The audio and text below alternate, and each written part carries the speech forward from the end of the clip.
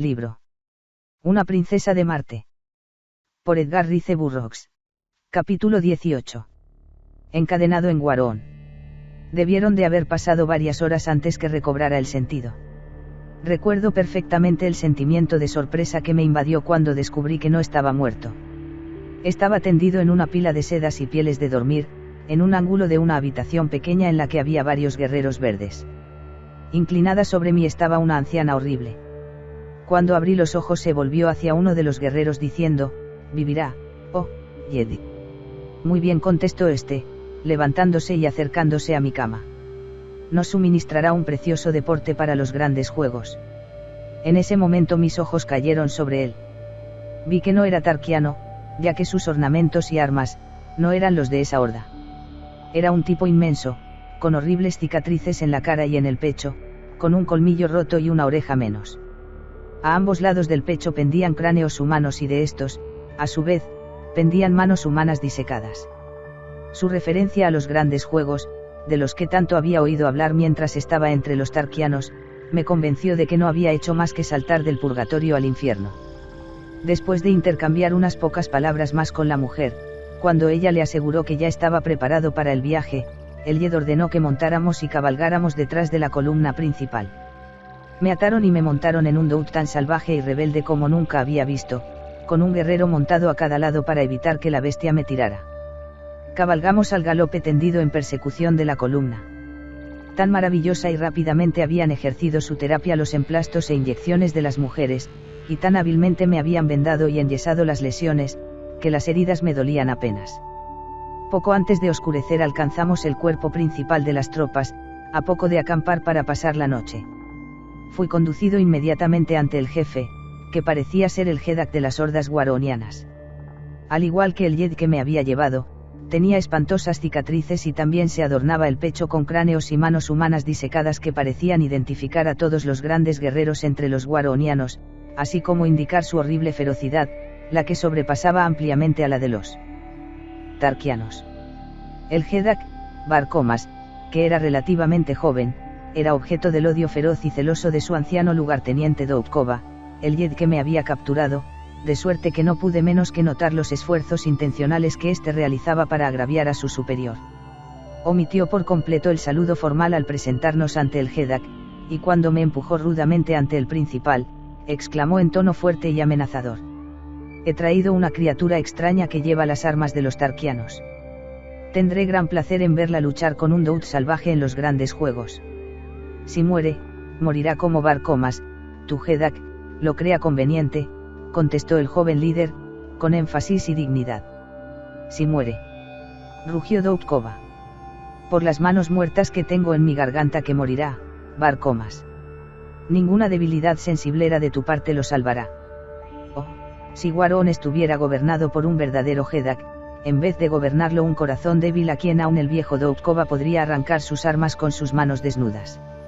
Bar Komas miró al desafiante insubordinado por un momento, con una expresión arrogante de desprecio y odio, y luego, sin sacar una sola arma y sin decir palabra, se arrojó a la garganta del difamador. Nunca había visto hasta entonces a dos guerreros verdes batirse con sus armas naturales. La exhibición de ferocidad animal que siguió fue una cosa terrible que ni la más desordenada imaginación podría pintarla. Se rasgaban los ojos y las orejas con las manos, y con sus brillantes colmillos se punzaban y acuchillaban de continuo hasta que ambos quedaron prácticamente hechos jirones de pies a cabeza. Bar Komas llevaba la mejor parte de la pelea, ya que era más fuerte e inteligente. Pronto pareció que el encuentro había terminado, salvo la estocada final, cuando Bar Komas se deslizó para zafarse de una llave. Fue la oportunidad que Doutkova necesitaba, y arrojándose contra el cuerpo de su adversario, incrustó su único pero poderoso colmillo en la ingle de aquel, y con un último y tremendo esfuerzo destrozó al joven Jeddak de pies a cabeza, hiriéndolo por fin, con su gran colmillo, en los huesos de la mandíbula. Vencedor y vencido rodaron, uno exhausto y el otro sin vida, por el musgo, como una gran masa de carne destrozada y sangrante. Bar Komas estaba tan muerto como una roca. En cuanto a Doutkova, este se salvó del destino que se merecía, gracias a los denodados esfuerzos de sus mujeres. 3 días después ya caminaba sin ayuda hacia el cuerpo de Bar Komas, el que por costumbre no había sido movido del lugar donde yacía, y entonces, colocando el pie sobre el cuello de su antiguo gobernante, tomó el título de Jeddak de Guarón. Se le sacaron las manos y la cabeza al Jeddak muerto, para sumarlas a los ornamentos de las conquistas del vencedor, y luego las mujeres quemaron los restos entre carcajadas horribles y salvajes. Las lesiones de Doudkova habían retrasado la marcha tanto tiempo que se decidió desistir de la expedición que tenía el objetivo de irrumpir sobre las pequeñas comunidades tarquianas en represalia por la destrucción de la incubadora, hasta después de los grandes juegos. La tropa íntegra de guerreros, que sumaban unos 10.000, volvió hacia Guarón. Mi presentación a esta gente cruel y sedienta de sangre no fue más que un indicio de las escenas que iba a observar casi diariamente mientras estuviera con ellos. Eran una horda más pequeña que la de los tarquianos, pero mucho más feroz. No pasaba un solo día sin que alguno de los miembros de las comunidades guaronianas se trabara en lucha mortal. He llegado a ver hasta 8 duelos mortales por día. Llegamos a la ciudad de Guarón después de casi 3 días de viaje. De inmediato fui arrojado dentro de un calabozo y fuertemente encadenado al piso y a las paredes. Me daban comida a intervalos, pero debido a la oscuridad cerrada del lugar, no sé si estuve tendido allí días, semanas o meses. Fue la experiencia más horrible de toda mi vida. El hecho de que el sentido no me abandonara a pesar de los terrores que se escondían en esa oscuridad absoluta, fue un milagro. El lugar estaba lleno de cosas que se arrastraban, cuerpos fríos y sinuosos que pasaban sobre mí. En la oscuridad tuve visiones ocasionales de ojos brillantes y feroces que me miraban con horrible insistencia. No me llegaba ningún sonido del mundo exterior y mi carcelero no emitía una sola palabra cuando me traía la comida, aunque al principio lo bombardeaba a preguntas. Finalmente todo el odio y la maniática aversión hacia las terribles criaturas que me habían arrojado en ese horrible lugar se centró por el deterioro de mi razón sobre ese único emisario que representaba a la horda entera de Guarón. Había notado que siempre avanzaba con su débil antorcha hasta donde pudiera poner la comida para que yo la alcanzara. Cuando se detenía para ponerla en el suelo, su cabeza quedaba prácticamente a la altura de mi pecho. Por lo tanto, con la astucia de un loco, retrocedí hacia el ángulo opuesto de mi celda cuando volví a oír que se acercaba, y recogiendo una pequeña parte de la cadena que me sujetaba de la mano, esperé su llegada agazapado como una bestia de rapiña. Cuando se detuvo para dejar mi comida en el suelo, descargué la cadena sobre su cabeza y golpeé los eslabones con todas mis fuerzas sobre su cráneo.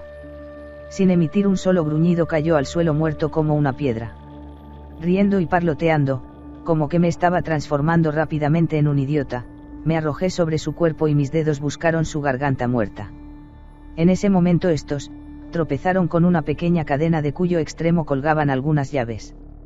El contacto de mis dedos con esas llaves me hizo recuperar de inmediato la razón, y entonces mi idiotez se esfumó y volví a ser un hombre sano y cuerdo. Ahora tenía en mis propias manos los medios para escapar. Mientras tanteaba en el cuello de mi víctima para sacar la cadena, eché un vistazo en la oscuridad y vi 6 pares de ojos brillantes, fijos, que ni siquiera pestañeaban, sobre mí. Lentamente se acercaron y lentamente retrocedí con horror. De nuevo en mi ángulo, me agazapé sosteniendo mis manos con las palmas hacia arriba, ante mí. Los horribles ojos avanzaron furtivamente hasta llegar al cadáver que estaba a mis pies entonces, lentamente se retiraron, pero esta vez con un extraño sonido chirriante. Por último desaparecieron en un hueco negro y distante del calabozo. Capítulo 19. El combate en la arena. Lentamente recobré mi compostura y por fin, volví a intentar retirar las llaves del cadáver de mi antiguo carcelero. Pero cuando busqué en la oscuridad para localizarlo, descubrí con horror que había desaparecido. Entonces la verdad se me apareció como un relámpago, los dueños de esos ojos brillantes habían arrastrado mi premio lejos de mí para devorarlo en su guarida cercana. De ese modo habían estado esperando durante días, semanas y meses, toda esa horrible eternidad de mi encarcelamiento, para arrastrar mi propio cadáver y darse un festín. Durante 2 días no me trajeron comida, pero luego apareció un nuevo guardián y mi encarcelamiento siguió como antes. Sin embargo, no volví a permitir que mi razón se trastornara, a pesar de mi horrible situación. Poco después de este episodio trajeron a otro prisionero y lo encadenaron cerca de mí. A la tenue luz de la antorcha vi que era un marciano rojo. Apenas pude esperar que se fuera el carcelero para entablar conversación. Cuando sus pasos dejaron de oírse saludé suavemente al marciano con una palabra de recibimiento: Coar. ¿Quién eres, tú que hablas en la oscuridad? Me contestó John Carter, un amigo de los hombres rojos de Ilium. Soy de Ilium, pero no recuerdo tu nombre. Entonces le conté mi historia tal cual la he relatado en este libro, omitiendo mencionar mi amor por Dejatoris. Le alegró mucho tener noticias de la princesa de Ilium. Parecía bastante persuadido de que ella y Sola podían haber llegado fácilmente a un lugar seguro. Dijo que conocía bien el lugar porque el paso que habían atravesado los guerreros guaronianos, cuando nos descubrieron, era el único que usaban cuando se dirigían al sur. Dejatoris y Sola entraron por las colinas a menos de 10 kilómetros de un gran acueducto y probablemente ahora estén a salvo, me aseguró. Mi compañero de prisión era Kantos Kan, un padvar de la flota de Ilium. Había sido uno de los miembros de la expedición que había caído en poder de los Tarquianos, durante la cual habían capturado a Dejatoris. Me relató brevemente los sucesos que siguieron a la derrota de las naves. Muy averiadas y casi incapaces de funcionar, habían vuelto lentamente a Ilium, pero mientras pasaban la ciudad vecina de Zodanga, la capital de los enemigos hereditarios de Ilium entre los hombres rojos de Barsoom, habían sido atacados por un gran cuerpo de naves de guerra. Salvo la nave de la que procedía Kantos Kan, todas fueron destruidas y capturadas. Su nave fue perseguida durante días por 3 de las naves de guerra de Zodanga, pero finalmente pudo escapar durante la oscuridad de una noche sin luna. 30 días después de la captura de Dejatoris, más o menos hacia nuestra llegada a Tark, su nave había llegado a Ilium con un número aproximado de 10 sobrevivientes de una tripulación original de 700 oficiales y soldados. De inmediato se habían formado 7 grandes flotas, cada una con 100 poderosas naves de guerra para que buscaran a Dejatoris. De estas naves se habían separado 2000 naves más pequeñas en la búsqueda inútil de la princesa perdida. 2 comunidades de marcianos verdes fueron borradas de la superficie de Barsoom por una de las flotas vengadoras, sin que se encontraran rastros de Dejatoris. Habían estado buscando entre las hordas del norte y solo en los últimos días habían extendido su búsqueda hacia el sur. Kantos Kan había sido asignado a una de las pequeñas naves, manejadas por un solo hombre, y había tenido la desgracia de ser descubierto por los guaronianos mientras exploraba la ciudad. La valentía y temeridad de ese hombre ganaron mi mayor respeto y admiración. Había aterrizado solo, en las fronteras de la ciudad, y había entrado a pie en los edificios linderos a la plaza. Había explorado 2 días con sus noches las habitaciones y las cárceles en busca de su amada princesa solo para conseguir caer en manos del grupo de guaronianos cuando estaba por abandonar la ciudad, después de asegurarse de que Dejatoris no estaba cautiva allí. Durante el periodo de nuestro encarcelamiento, Kantos Kan y yo nos conocimos bien y trabamos una cálida amistad personal. Fueron solo unos pocos días, sin embargo, al cabo de los cuales nos sacaron a rastras de la cárcel para llevarnos a los grandes juegos. Fuimos conducidos una mañana temprano al enorme anfiteatro que, en lugar de estar construido sobre la superficie del suelo, estaba debajo de ella. Estaba parcialmente lleno de escombros, de manera que era difícil determinar el tamaño que había tenido al principio. En sus condiciones actuales tenía capacidad para los 20.000 guaronianos que constituían las hordas en conjunto. La pista era inmensa, pero extremadamente irregular y tosca. Alrededor de ella, los guaronianos habían apilado piedras de algunos de los edificios en ruinas de la antigua ciudad, para evitar que los animales o los cautivos escaparan de la arena. A cada extremo se habían construido jaulas para retenerlos hasta que les llegara el turno de encontrarse con una muerte horrible en la arena. A Kantos Kan y a mí nos pusieron juntos en una de las jaulas. En las otras había calots salvajes, douts, citidars furiosos, guerreros verdes y mujeres de otras hordas, además de una variedad de bestias feroces y salvajes de Barsoom que no había visto nunca. El estrépito de sus rugidos, gruñidos y chillidos era ensordecedor, y la apariencia formidable de cada uno de ellos era suficiente para hacer que el más intrépido de los corazones se sintiera sobrecogido. Kantos Kan me explicó que, al finalizar el día, uno de esos prisioneros ganaría su libertad y los otros yacerían muertos en la arena. Los ganadores de todos los encuentros del día competirían entre sí hasta que solo quedaran vivos 2. El vencedor del último encuentro quedaba en libertad, fuera hombre o animal. La mañana siguiente se volverían a llenar las jaulas con una nueva partida de víctimas, y así durante los 10 días que duraban los juegos. Poco después de haber sido enjaulados, el anfiteatro comenzó a llenarse y en menos de una hora todos los asientos disponibles estaban ocupados. Doutkova con sus jeds y jefes estaba sentado en el centro de uno de los costados de la pista, sobre una gran plataforma elevada. A una señal de aquel, las puertas de 2 jaulas se abrieron y una docena de mujeres verdes fueron conducidas al centro de la pista. Allí se le dio una daga a cada una y luego se soltó una jauría de 12 calots o perros salvajes. Cuando las bestias, gruñendo y echando espuma por la boca, se abalanzaron sobre las mujeres prácticamente indefensas, di vuelta el rostro. No me creía capaz de soportar esa horrible escena. Los gritos y risas de las hordas verdes daban prueba de la excelente calidad del espectáculo. Cuando volví la vista hacia la pista, pues Kantos Kan me dijo que había terminado todo, vi 3 calots victoriosos gruñendo sobre el cuerpo de sus presas. Las mujeres se habían desempeñado bien. Luego, un citidar furioso fue lanzado sobre los perros que quedaban y el torneo siguió así a lo largo de todo ese horrible y tórrido día.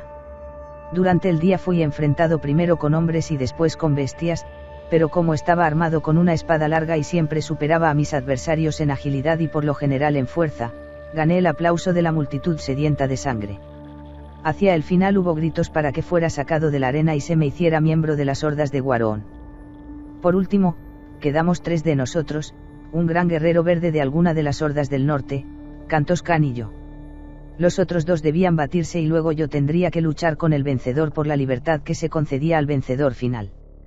Kantos Kan había luchado varias veces durante el día y, al igual que yo, había salido siempre victorioso, pero en algunas ocasiones con muy poco margen, especialmente cuando lo enfrentaban con los guerreros verdes. Tenía pocas esperanzas de que pudiera superar a su adversario gigante que había arrasado con todo lo que se le había puesto por delante durante el día. Medía cerca de 5 metros, mientras que Kantos Kan alcanzaba apenas los 2 metros. Cuando avanzaban para encontrarse, vi por primera vez un truco de la esgrima marciana que hizo que la esperanza de vencer y vivir de Kantos Kan se cifrara en una sola jugada. Cuando estuvo a menos de 7 metros del inmenso contrincante, llevó el brazo con que sostenía su espada hacia atrás por encima de su hombro y con un potente movimiento arrojó su arma de punta hacia el guerrero verde. La espada voló como una flecha y se clavó en el corazón del pobre demonio, que cayó sobre la arena. Kantos Kan y yo teníamos que enfrentarnos, pero mientras nos acercábamos para el encuentro le susurré que prolongara la batalla hasta cerca de la noche, con la esperanza de que pudiéramos encontrar algún modo de escapar. La horda, evidentemente, adivinó que no seríamos capaces de batirnos y gritaba enfurecida, ya que ninguno de los 2 arriesgaba una estocada fatal. Cuando vi la proximidad de la oscuridad, musité a Kantos Kan que clavara su espada entre mi brazo izquierdo y mi cuerpo. Cuando lo hizo, me tambaleé hacia atrás, sujetando fuertemente la espada con mi brazo. Así caí al suelo con el arma aparentemente saliendo de mi pecho. Kantos Kan se dio cuenta de mi estratagema y poniéndose rápidamente a mi lado puso su pie sobre mi cuello y apartando la espada de mi cuerpo me dio la estocada final que, se suponía, debía atravesar la vena yugular en el cuello. Sin embargo, en esta ocasión la hoja fría penetró en la arena de la pista sin causarme daño alguno. En la oscuridad que ya había caído sobre nosotros, nadie podría haber dicho que no había terminado conmigo realmente. Le dije que se fuera y reclamara su libertad y que luego me buscara en las montañas del este de la ciudad. Cuando el anfiteatro se vació me deslicé furtivamente hacia la parte superior. Como la gran excavación quedaba lejos de la plaza y en un lugar inhabitado, tuve pocos problemas para alcanzar las montañas que se extendían más allá de la ciudad. Capítulo 20. La fábrica de atmósfera. Esperé a Kantos Kan durante 2 días, pero como no aparecía, me puse en marcha a pie en dirección noroeste, hacia el punto donde me había dicho que estaba el acueducto más cercano. Mi único alimento consistía en leche vegetal. Deambulé durante 2 largas semanas, caminando por las noches guiado solo por las estrellas y escondiéndome durante el día detrás de alguna roca saliente u, ocasionalmente, entre las montañas, que cruzaba. Fui atacado varias veces por bestias salvajes, monstruosidades extrañas y rústicas que saltaban sobre mí en la oscuridad. Tenía que tener mi espada larga constantemente en la mano para prevenir un ataque. Por lo general, mi extraña fuerza telepática, recientemente adquirida, me advertía con un margen de tiempo amplio. Sin embargo, en una oportunidad fui derribado y sentí los horribles colmillos en mi yugular al tiempo que una cara peluda se apretaba contra la mía, antes que pudiera darme cuenta del peligro que me amenazaba. No sabía qué era lo que estaba sobre mí, pero podía sentir que era enorme, pesado y con muchas patas. Mis manos estuvieron sobre su garganta antes que sus colmillos tuvieran la oportunidad de hundirse en mi cuello, y lentamente aparté ese hocico peludo de mí y cerré mis manos como una morsa sobre su tráquea. Yacíamos allí, sin emitir sonido. La bestia hizo todos los esfuerzos posibles para alcanzarme con sus horribles colmillos. Yo hacía fuerza para mantener mi presa y estrangularla mientras la alejaba de mi garganta. Lentamente mis brazos cedían ante la lucha desigual y, centímetro a centímetro, los ojos ardientes y los colmillos brillantes de mi antagonista se deslizaban hacia mí. Cuando el hocico peludo volvió a tocar mi cara, me di cuenta que todo estaba perdido.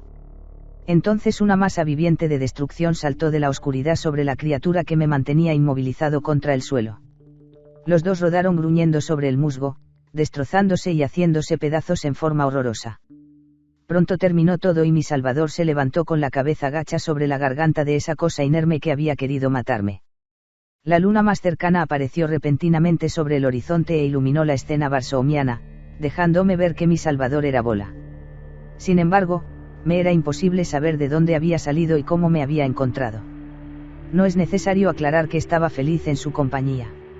Sin embargo, mi alegría al verlo se vio empañada por la ansiedad de saber la razón por la que había abandonado a Dejatoris.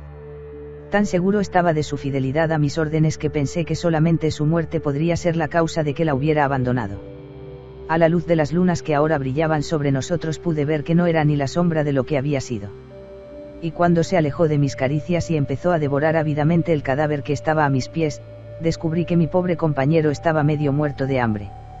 Yo tampoco estaba en una situación mucho mejor, pero no podía comer la carne cruda y no tenía medios para hacer fuego. Cuando Bola terminó de comer, reanudé mi fatigoso y aparentemente interminable deambular en busca del esquivo acueducto. Al amanecer del 15º día de búsqueda tuve una alegría infinita al ver los altos árboles que señalaban el objetivo de mi expedición. Cerca del anochecer me arrastré muy cansado hacia los portales de un gran edificio que abarcaba alrededor de 6 kilómetros cuadrados y que se elevaba a unos 70 metros del suelo. No había otra abertura en las paredes que no fuera la pequeña puerta, contra la que me apoyé exhausto. No había tampoco señales de vida en los alrededores. No encontré timbre ni forma alguna de anunciar mi presencia a los habitantes de la casa, a menos que el pequeño hueco que había en la pared, cerca de la puerta, se utilizara para tal propósito. Era más o menos del tamaño de un lápiz y, pensando que sería algo como un tubo por donde se hablaba, puse mi boca en él. Cuando estaba por hablar, surgió una voz desde adentro y me preguntó quién era, de dónde venía y la naturaleza de mi misión. Expliqué que había escapado de los guaronianos y que estaba desfallecido de hambre y cansancio. Llevas las armas de un guerrero verde y te sigue un calot, aún así tu figura es la de un hombre rojo, pero tu color no es rojo ni verde. En nombre del 9º día, ¿qué tipo de criatura eres? Soy amigo de los hombres rojos de Barsoom y estoy muriendo de hambre. En nombre de la humanidad, ábrenos, le contesté. En ese momento la puerta empezó a ceder ante mí hasta hundirse en la pared unos 15 metros. Entonces se detuvo y se deslizó fácilmente hacia la izquierda, dejando a la vista un corredor corto y angosto, de cemento, a cuyo extremo había otra puerta, similar en todo sentido a la que acababa de franquear. No había nadie a la vista. Inmediatamente después de trasponer la primera puerta, ésta se volvió a deslizar detrás de nosotros hasta situarse de nuevo en su lugar, y luego retrocedió a su posición original en la pared del frente del edificio. Cuando se deslizaba noté su gran espesor, de más de 7 metros. Luego de volver a su lugar, bajaron del techo grandes cilindros de acero, cuyos extremos inferiores encajaban en huecos que había en el suelo. Una segunda y una tercera puerta retrocedieron delante de mí y se deslizaron a un lado como la primera, antes que llegara a un recinto interior donde encontré comida y bebida sobre una gran mesa de piedra. Una voz me indicó que satisficiera mi apetito y le diera de comer a mi calot, y mientras así lo hacía, mi anfitrión invisible me examinó e investigó minuciosamente. Tus argumentos son muy notables, dijo la voz, pero evidentemente estás diciendo la verdad, como es igualmente evidente que no eres de Barsoom. Puedo saberlo por la conformación de tu cerebro y la extraña ubicación de tus órganos internos y la forma y tamaño de tu cabeza. ¿Puedes ver a través de mí?, exclamé. Sí, puedo ver todo, excepto tus pensamientos. Si fueras barsoomiano los podría leer. Entonces se abrió una puerta en el costado opuesto del recinto y una extraña, enjuta y pequeña momia vino hacia mí. No tenía la más mínima vestimenta. El único adorno que llevaba era un pequeño collar de oro del que pendía sobre su pecho un gran ornamento del tamaño de un plato, incrustado íntegramente en diamantes, excepto en el centro exacto. Allí había una extraña piedra de 1 centímetro de diámetro que refulgía despidiendo 9 rayos diferentes, los 7 colores de nuestro arco iris y 2 hermosos colores que para mí eran nuevos y no tenían nombre. No puedo describirlos, pues eso sería como explicarle el color rojo a un ciego. Solo sé que eran extremadamente hermosos. El anciano se sentó y me habló un rato largo. La parte más extraña de todo esto era que yo podía leer todos sus pensamientos y él no podía adivinar ninguno de los míos, a menos que yo hablara. No mencioné mi capacidad de captar sus actividades mentales, y de ese modo pude sacar ventaja de lo que habría de ser de gran valor para mí más tarde, cosa que nunca habría llegado a conocer si él hubiera estado enterado de mi extraño poder, ya que los marcianos tenían un control tan perfecto de su mecanismo mental que eran capaces de dirigir sus pensamientos con absoluta precisión. El edificio en el que me encontraba contenía la maquinaria que produce la atmósfera artificial que hace posible la vida en Marte. El secreto de todo el proceso consiste en el uso del 9º rayo, uno de los hermosos destellos que despedía la gran piedra de la diadema de mi anfitrión.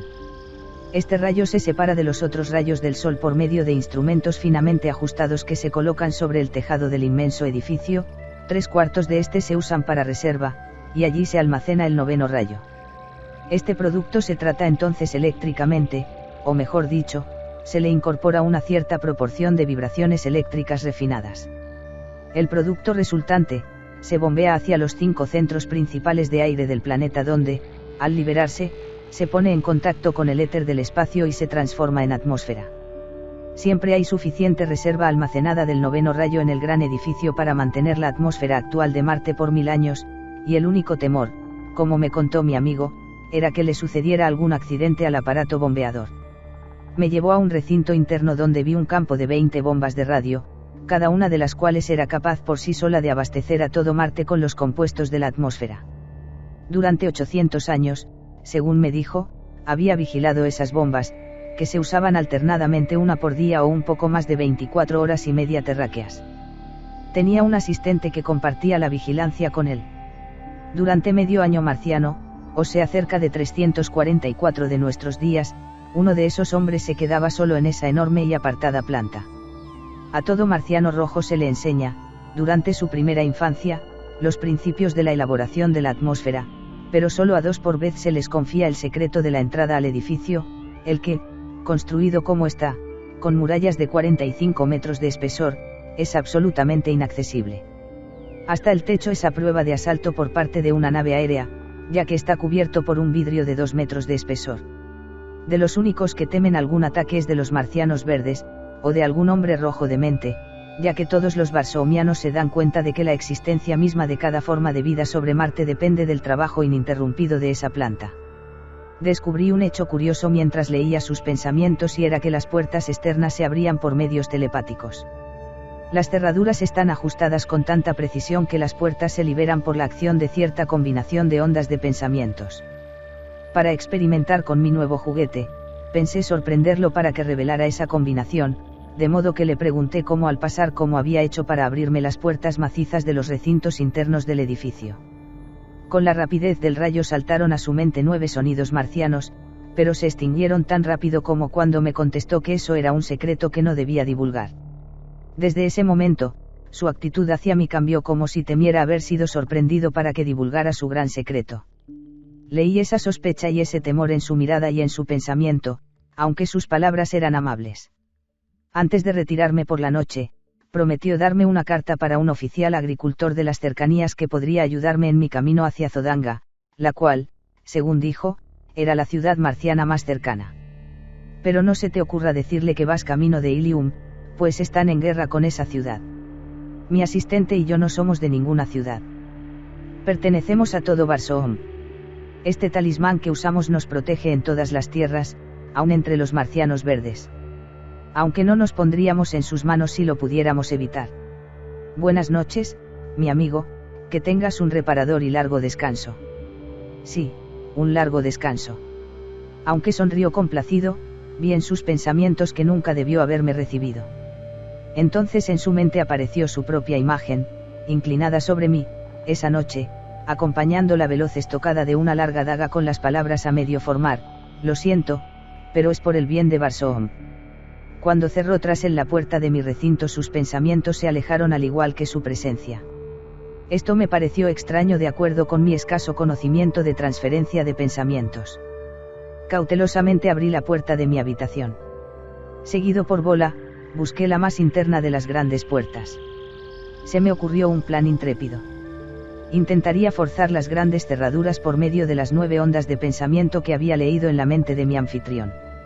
Me deslicé furtivamente, corredor tras corredor, y bajando por los sinuosos pasajes, caminé hasta que finalmente llegué al gran recinto donde esa mañana había terminado con mi largo ayuno. No había visto a mi anfitrión por ningún lado ni sabía dónde se recluía por la noche. Estaba por arriesgarme a entrar en la habitación, cuando un ruido tenue detrás de mí me hizo volver a las sombras de un hueco del corredor. Arrastré a Bola conmigo y me acurruqué en la oscuridad. En ese momento el anciano pasó cerca de mí y cuando entró en el recinto difusamente iluminado que había estado a punto de atravesar, vi que llevaba una daga larga y delgada y que la estaba afilando sobre una piedra. En ese momento tenía la intención de inspeccionar las bombas de radio, lo que le llevaría cerca de 30 minutos. Luego regresaría a mi dormitorio y terminaría conmigo. Cuando atravesó el gran recinto y desapareció por el pasaje que conducía a la sala de maquinarias, me escurrí de mi escondite y crucé hacia la gran puerta, la más próxima de las 3 que me separaban de la libertad. Concentré mi mente sobre la cerradura y lancé las 9 ondas de pensamiento contra esta. Aguardé sin respirar y en ese momento la gran puerta se movió suavemente hacia mí y se deslizó hacia un costado. Uno tras otro, los restantes portales se abrieron a mi orden. Bola y yo nos precipitamos hacia la oscuridad, libres y un poco mejor de lo que habíamos estado antes. Al menos teníamos el estómago lleno. Deseosos de alejarnos enseguida de la sombra del formidable edificio, nos encaminamos hacia el primer cruce y procuramos dar con la carretera central tan pronto como nos fuera posible. La alcanzamos cerca del alba, y entrando en la primera construcción me puse a buscar a los moradores. Había edificios bajos de cemento, cerrados con pesadas puertas infranqueables. Ni golpeando ni gritando obtuve respuesta. Fatigado y exhausto por la falta de descanso, me arrojé al suelo, ordenándole a Bola que vigilara. Al rato, sus espantosos gruñidos me despertaron. Cuando abrí los ojos vi a 3 marcianos rojos parados a poca distancia de donde nos encontrábamos, apuntándonos con sus rifles. Estoy desarmado y no soy enemigo, me apresuré a explicar. He sido prisionero de los marcianos verdes y voy camino a Zodanga. Todo lo que pido es comida y descanso para mí y mi calot, y las instrucciones apropiadas para llegar a mi destino. Bajaron sus rifles, avanzaron satisfechos hacia mí, y me pusieron la mano derecha sobre el hombro izquierdo, según el saludo acostumbrado. Entonces me preguntaron muchas cosas acerca de mí y de mi deambular, y luego me llevaron a la casa de uno de ellos, que quedaba a poca distancia. Los edificios donde había llamado esa mañana temprano estaban destinados solo a provisiones y enseres agrícolas. La casa propiamente dicha se elevaba entre los árboles. Como todas las casas de los marcianos rojos, había sido elevada de noche, a unos 15 metros del nivel de la superficie, sobre un inmenso eje redondo de metal que subía y bajaba dentro de un hueco practicado en el suelo. La operación se realizaba por medio de una pequeña máquina de radio que estaba en el recinto de entrada del edificio. De este modo, en lugar de molestarse con cerrojos y trabas en sus habitaciones, los marcianos rojos, simplemente se alejaban del peligro durante la noche. No obstante también, tenían medios especiales para bajarlos o subirlos desde el suelo cuando salían de viaje. Estos seres, hermanos, vivían con sus esposas e hijos en 3 casas similares de esa granja. No trabajaban, ya que eran funcionarios del gobierno, encargados de supervisar. El trabajo lo realizaban los penados, los prisioneros de guerra, los deudores y los solteros demasiado pobres para pagar el alto impuesto al celibato que exigían todos los gobiernos de Marte. Eran la personificación de la cordialidad y la hospitalidad, de modo que pasé varios días con ellos, descansando y recuperándome de mis largas y arduas experiencias. Cuando les conté mi historia omití toda referencia a Dejatoris y al anciano de la planta productora de la atmósfera. Me aconsejaron que me coloreara el cuerpo para parecerme más a su raza y así intentar encontrar empleo en Zodanga, en la armada o en el ejército. Tienes pocas probabilidades de que crean tu relato mientras no pruebes tu valía y te hagas amigos entre los nobles más encumbrados de la corte. Eso puedes lograrlo más fácilmente a través del servicio militar, ya que en Barsoom somos aficionados a la guerra, me explicó uno de ellos, y reservamos nuestros favores para los guerreros. Cuando estuve listo para marcharme, me aprovisionaron con pequeños douts domesticados que todos los marcianos rojos usan para montar. Estos animales son más o menos del tamaño de un caballo y mansos, pero por el color y la forma son una réplica exacta de sus congéneres salvajes. Los hermanos me dieron aceite rojo para que me untara todo el cuerpo y uno de ellos me cortó el pelo, que me había crecido bastante, de acuerdo con la moda que predominaba en ese momento, cuadrado atrás y con flequillo adelante. Cuando terminaron, por mi aspecto podía pasar ya por un perfecto marciano rojo en cualquier lado de Barsoom. También cambiaron mis armas y ornamentos por otros propios de un caballero de Zodanga, de la casa de Thor, que era el nombre de la familia de mis benefactores. Hecho esto, me ciñeron al costado un pequeño bolso con dinero de Zodanga. El tipo de intercambio de Marte no es muy distinto al nuestro, excepto que las monedas son ovaladas. Los billetes son emitidos por los individuos, de acuerdo con las necesidades, y amortizados 2 veces al año. Si alguien emite más de lo que puede amortizar, el gobierno paga por completo a sus acreedores y el deudor tiene que trabajar por esa suma en las granjas o en las minas, que son totalmente de propiedad del Estado. Esto les conviene a todos, excepto a los deudores, ya que es difícil obtener trabajadores voluntarios para las grandes y desoladas tierras cultivadas de Marte que se extienden como angostas franjas de polo a polo, a través de zonas inhóspitas habitadas por bestias salvajes y hombres más salvajes aún. Cuando les dije que no sabía cómo retribuirles tanta gentileza, me aseguraron que tendría muchas oportunidades si vivía lo suficiente en Barsoom. De este modo me despidieron y se quedaron mirándome hasta que me perdí de vista por la ancha carretera blanca. Capítulo 21. Zodanga. Camino de Zodanga hubo muchas cosas extrañas e interesantes que me llamaron la atención. En varias de las granjas donde me detuve, aprendí cosas nuevas e instructivas respecto de los usos y costumbres de Barsoom. El agua que proveía a las granjas de Marte se recogía en inmensos depósitos subterráneos situados en los polos, y se tomaba de las capas de hielo derretidas para luego bombearla a través de largos conductos hacia los centros poblados. A ambos lados de estos conductos, y a lo largo de toda su extensión, se hallaban los distritos cultivados, que se dividían en parcelas de aproximadamente el mismo tamaño. Cada una de estas estaba bajo la supervisión de uno o más funcionarios del gobierno. En lugar de inundar la superficie del campo y derrochar una gran cantidad de agua por evaporación, el precioso líquido era transportado a través de una vasta red subterránea de tubos pequeños, directamente a las raíces de la vegetación. Las cosechas en Marte son siempre uniformes, ya que no hay sequías, ni lluvias, ni vientos fuertes, ni insectos o pájaros dañinos. En este viaje probé carne por primera vez desde que había abandonado la Tierra, filetes y chuletas jugosos e inmensos de los bien alimentados animales de las granjas. También gusté frutas y hortalizas deliciosas, pero ni una sola comida parecida en nada a la de la Tierra. Cada planta, flor, hortaliza y animal había sido tan perfeccionado a lo largo de años de cuidadosos y científicos cultivos y tipos de alimentación, que sus equivalentes terrestres eran, por comparación, de la más chata, gris e insípida insignificancia. En un segundo alto en el camino me encontré con varias personas de elevada cultura, pertenecientes a la clase noble, con las que me permití hablar de Ilium. Uno de los más ancianos había estado allí en una misión diplomática, varios años atrás.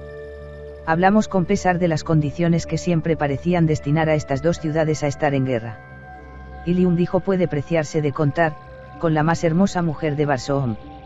De todos sus tesoros, la maravillosa hija de Mouskahak, de Hatoris, es la flor más exquisita. La gente realmente venera el suelo que ella pisa, y desde su desaparición en esa fatal expedición, todo Ilium está de luto. El que nuestro gobernador haya atacado a la debilitada flotilla cuando regresaba a Ilium es otro de sus tremendos desaciertos, que mucho me temo, llevarán a Zodanga tarde o temprano a poner un hombre más inteligente en su lugar, aun ahora, que nuestros ejércitos victoriosos rodean a Ilium, la gente de Zodanga expresa su descontento, ya que esta guerra no es popular desde el momento que no se basa ni en el derecho ni en la justicia. Nuestras fuerzas aprovecharon la circunstancia de que la flotilla principal no se halla en Ilium, pues está buscando a la princesa, y de ese modo tuvimos la posibilidad de reducir fácilmente la ciudad a una situación lamentable. Se dice que caerá antes que la luna más lejana de Marte cumpla su próximo recorrido. ¿Cuál crees que puede haber sido el destino de la princesa de Hatoris? Pregunté con todo el disimulo que me fue posible. Ha muerto, me contestó. Lo sabemos por un guerrero verde recientemente capturado en el sur por nuestras fuerzas. Ella escapó de las hordas tarquianas con una extraña criatura de otro mundo, pero cayó en manos de los guaronianos. Encontraron sus doutes vagando por el lecho del mar, y también descubrieron señales de una lucha sangrienta. Aunque esta información no me tranquilizaba, tampoco era una prueba concreta de la muerte de Dejatoris. Por lo tanto, decidí esforzarme todo lo posible por llegar a Ilium tan rápido como pudiera y llevar a Tardos Mous todas las noticias que estuvieran a mi alcance acerca del paradero de su nieta. 10 días después de dejar a los 3 hermanos Thor, llegué a Zodanga. Desde que me había puesto en contacto con los habitantes rojos de Marte, había notado que Vola llamaba mucho la atención hacia mí, ya que la enorme bestia pertenecía a una especie que nunca había sido domesticada por los marcianos rojos. Si me hubiese paseado con un león africano por Broadway, el efecto hubiera sido similar al que habría producido mi entrada en Zodanga con Vola. La sola idea de separarme de mi leal compañero me causaba tal pesar y tal pena que la deseché hasta poco antes de arribar a las puertas de la ciudad. Pero en ese momento resultó imperioso que nos separásemos. De no haber estado en juego más que mi seguridad y mi gusto, no hubiera habido ningún argumento que me apartara de la única criatura de Barsoom que nunca había dejado de demostrarme afecto y lealtad. Pero como yo estaba dispuesto a ofrecer gustoso mi vida por aquella en cuya búsqueda me hallaba y por quien iba a enfrentar los peligros desconocidos de esa, para mí, misteriosa ciudad, no podía permitir que la vida de Vola amenazara el éxito de mi empresa, y mucho menos podía ponerlo en peligro por una momentánea felicidad, ya que pensaba que me olvidaría pronto. Por lo tanto, me despedí cariñosamente de la bestia y le prometí que si salía de mi aventura a salvo, de alguna forma encontraría los medios para volver a verlo. Pareció entenderme perfectamente, y cuando le señalé hacia atrás en la dirección de Tark, se volvió apesadumbrado y se alejó. No podía soportar esa escena, de modo que resueltamente me puse en camino hacia Zodanga y con un dejo de dolor me acerqué a sus torvas murallas. La carta que portaba me franqueó de inmediato la entrada a la gran ciudad fortificada. Era aún de mañana, muy temprano, y las calles estaban prácticamente desiertas. Las casas, que se erguían en lo alto apoyadas en sus columnas de metal, parecían enormes pajareras y las columnas, inmensos troncos. Era común que los negocios no se elevaran del suelo ni se los cerrara con llave ni tranca. El robo es prácticamente desconocido en Marte. Los asesinatos son el constante temor de todo barsoomiano. Solo por esa razón, levantan sus casas del suelo por la noche o en momentos de peligro. Los hermanos Thor me habían dado indicaciones precisas para llegar al lugar de la ciudad donde podría encontrar alojamiento y estar cerca de las oficinas de los organismos del gobierno, a los que estaban dirigidas las cartas. Mi camino me condujo a la plaza central, característica de todas las ciudades marcianas. La plaza de Zodanga tiene una extensión de 1,5 km², y está cercada por los palacios de los Jedaks, de los Yeds y de otros miembros de la realeza y la nobleza, así como por los principales edificios públicos, cafés y negocios. Mientras cruzaba la gran plaza, lleno de admiración y maravillado por la magnífica arquitectura y la suntuosa vegetación roja que alfombraba los amplios canteros, descubrí a un marciano rojo que se dirigía apresuradamente hacia mí desde una de las avenidas. No me prestó la más mínima atención, pero cuando se acercó lo reconocí y viéndome. Puse mi mano sobre su hombro diciendo, «Keye, Kantoskan». Giró como una luz, y antes que pudiera siquiera bajar mi mano, la punta de su espada larga estaba ya sobre mi pecho. «¿Quién eres?», gruñó. Como viera que saltaba hacia atrás a unos 15 metros de su espada, bajó la punta hacia el suelo y exclamó riendo, «No me hace falta otra respuesta. No hay más que un solo hombre en Barsoom que pueda saltar como una pelota de goma. Por la madre de la luna más lejana, John Carter. ¿Cómo llegaste aquí? Te has convertido en un Darseen, que puedes cambiar de color a voluntad. Me hiciste pasar un mal momento», mi amigo continuó, después de referirle brevemente mis aventuras desde nuestra partida del circo de Guarón. «Si mi nombre y el de la ciudad de donde vengo se supieran en Zodanga, pronto me iría a reunir, en las playas del mar perdido de Kourus, con mis venerados y desaparecidos antepasados. Estoy aquí para ayudar a Tardos Mous, Jedak de Ilium, a descubrir el paradero de Dejatoris, nuestra princesa. Sabdan, príncipe de Zodanga, la tiene escondida en la ciudad y se ha enamorado locamente de ella.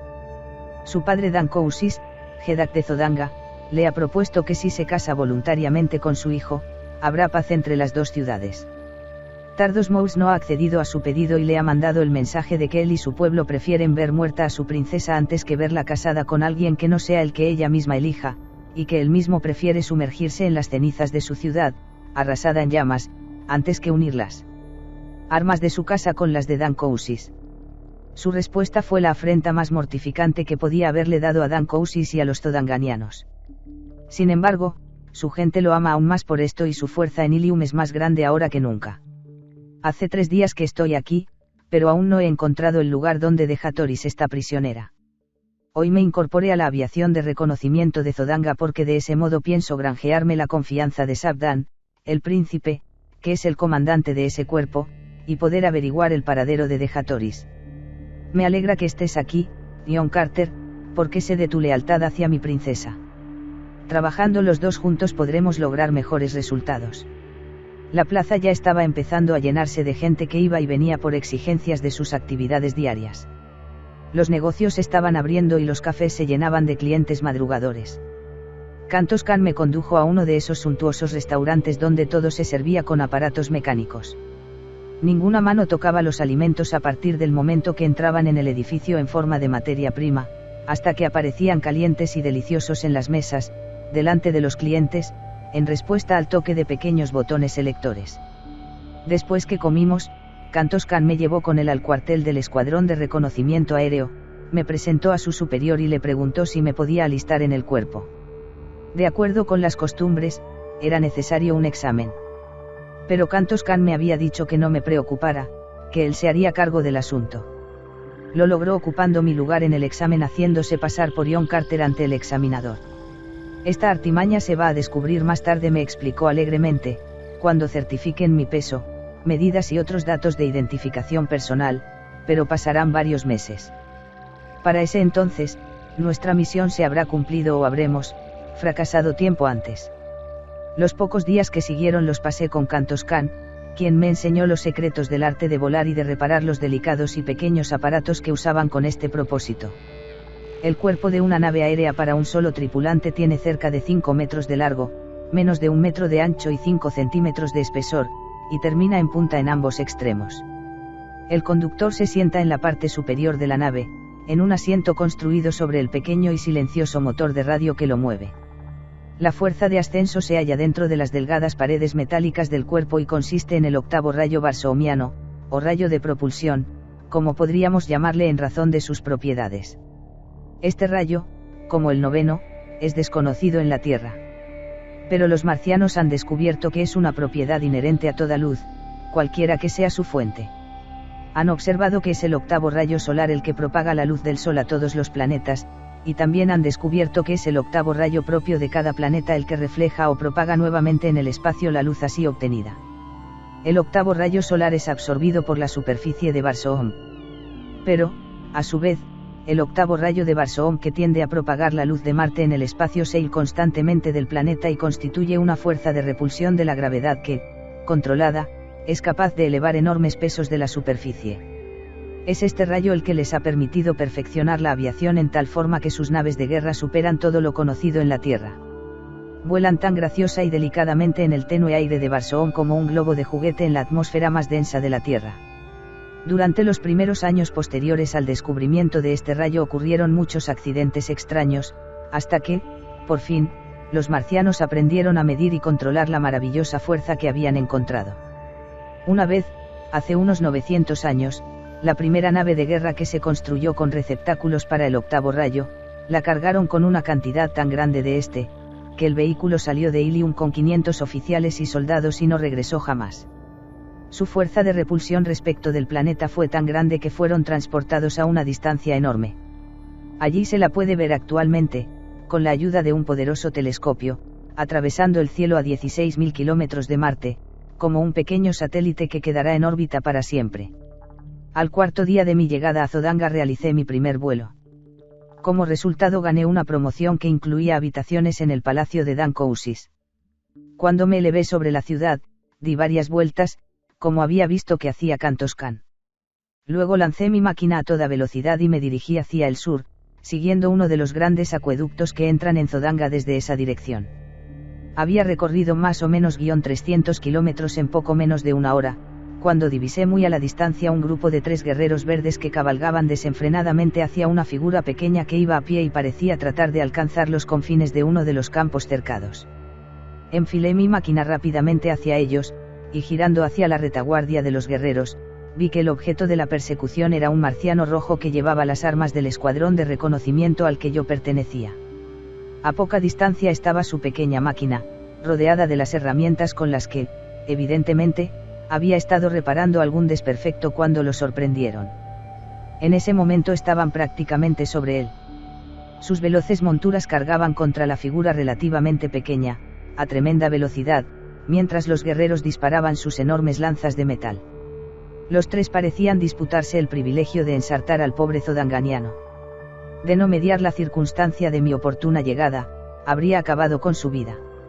Situé mi veloz nave directamente detrás de los guerreros, a los que pronto alcancé, y sin disminuir la velocidad arremetí con la proa entre los hombros del más cercano. El impacto, suficiente para atravesar una plancha de metal sólido, lanzó por el aire su cuerpo decapitado, sobre la cabeza de su dout, y fue a caer cuán largo era sobre el musgo.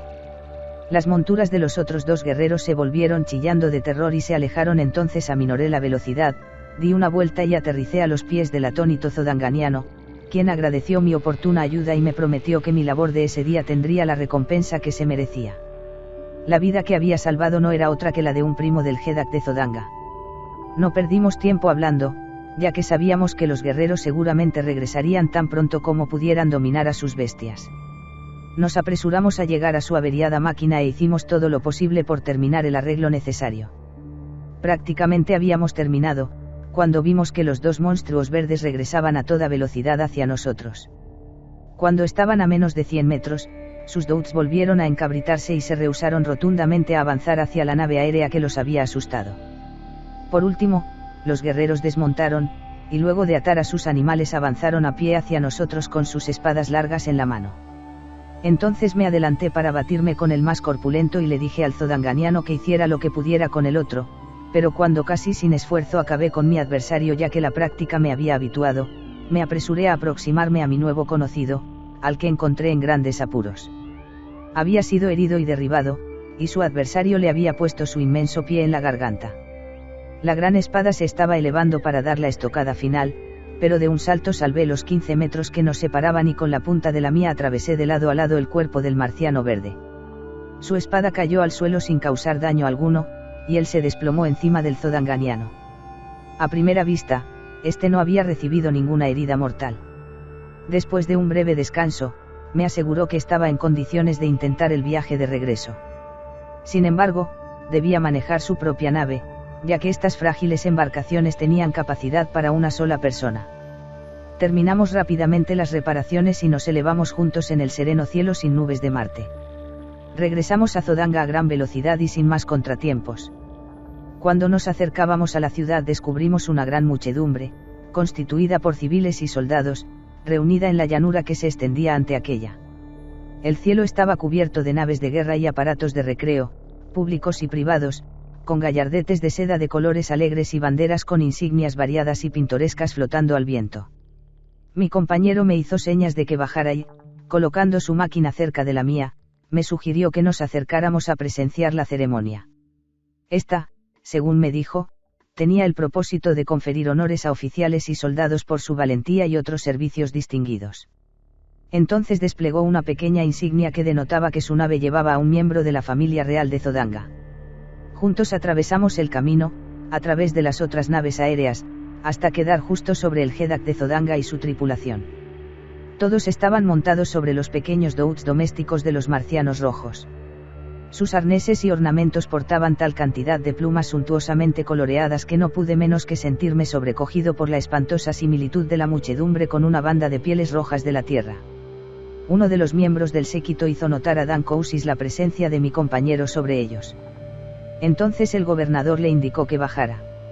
Mientras esperaban que las tropas se pusieran en posición frente al Jedak y su séquito, se pusieron a hablar, mirándome de vez en cuando, pero yo no podía oír la conversación. En ese momento dejaron de hablar y todos desmontaron, ya que la última unidad militar había quedado en posición de frente a su emperador. Un miembro de séquito avanzó hacia las tropas y nombrando a uno de los soldados le indicó que avanzara. Entonces el oficial destacó la naturaleza de su hazaña, por la que se había ganado la aprobación del Hedak, y este último avanzó y colocó una condecoración de metal en el brazo izquierdo del afortunado hombre. 10 hombres habían sido ya condecorados a medida que los iban nombrando. John Carter, aviador de reconocimiento. Nunca en mi vida me había sorprendido tanto, pero el hábito de la disciplina militar es algo muy fuerte dentro de mí. Hice descender mi pequeña máquina lentamente y avancé a pie, como vi que los otros habían hecho. Cuando me detuve delante del oficial, este se dirigió a mí en un tono que pudiera oír toda la asamblea de tropas y espectadores. En reconocimiento, John Carter, de tu notable coraje y destreza en defensa de la persona del primo del Hedak, Dan Cousis, y por haber vencido sin ayuda a 3 guerreros verdes, nuestro Hedak tiene el placer de concederte la señal de nuestra estima. Entonces Dan Cousis avanzó hacia mí, y colocándome la condecoración, dijo: mi primo me ha narrado los detalles de tu maravillosa hazaña, la que parece casi un milagro. Si puedes defender también al sobrino del Hedak, cuánto mejor podrás defender la persona del Hedak mismo. Por lo tanto, te nombro integrante de la guardia y te alojarás en mi palacio de ahora en adelante. Le agradecí y a una señal suya me uní a los miembros de su séquito. Después de la ceremonia llevé mi máquina al cuartel del escuadrón de reconocimiento aéreo y, acompañado por un guía, me presenté ante el oficial a cargo del palacio.